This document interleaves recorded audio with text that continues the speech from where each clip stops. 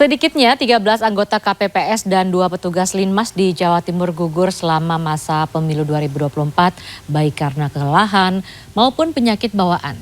Sementara secara nasional, KPU mencatat di pemilu 2024 ini ada 35 petugas pemilu atau badan ad hoc yang meninggal dunia dan 3.900 lainnya jatuh sakit. Hal ini menjadi tragedi berulang mengingat pada pemilu 2019 lalu juga tercatat ada lebih dari 800 badan ad hoc yang juga meninggal dunia.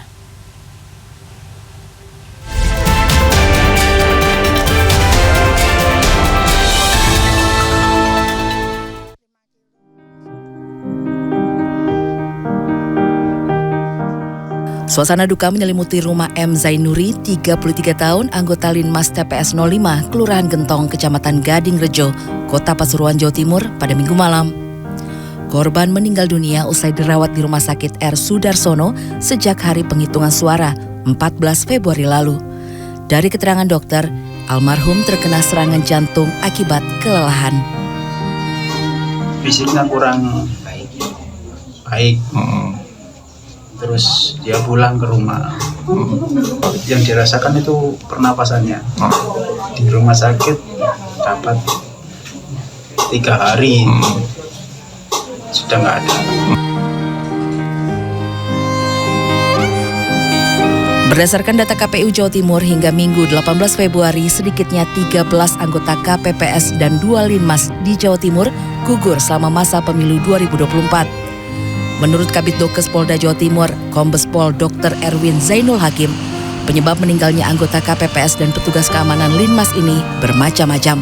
Di antaranya adalah karena kecelakaan, tersengat listrik, kelelahan, sakit hingga komorbid atau penyakit bawaan seperti hipertensi, diabetes, dan juga serangan jantung.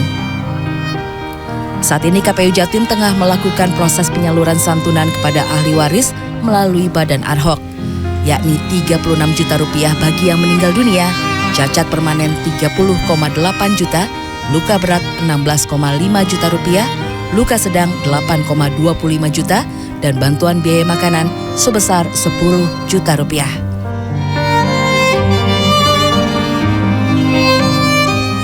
Sementara itu, secara nasional KPU mencatat hingga Jumat 16 Februari ada 35 petugas pemilu 2024 atau badan ad hoc yang meninggal dunia dan 3.900 lainnya jatuh sakit.